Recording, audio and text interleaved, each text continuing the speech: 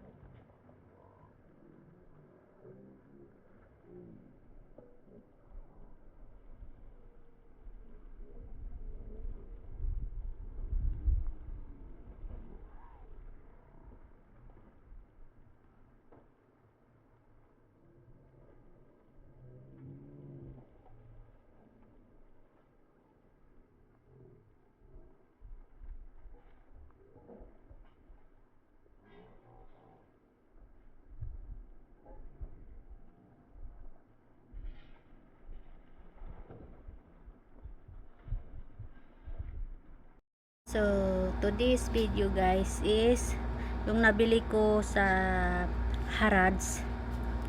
Kanina nang Harrods ako, namili lang ako ng bag kaso mainit. So, ito lang yung napili ko kanina. So, super ganda guys. Yan. Ang ganda pa siya, bago pa. Ang ganda pa sa loob guys. So, apat yung nabili ko guys. Ang ganda oh. Yung tatak. O, diba? So, ito yun. Tapos, ito guys. Ang gaganda pa talaga guys. Ang bago pa.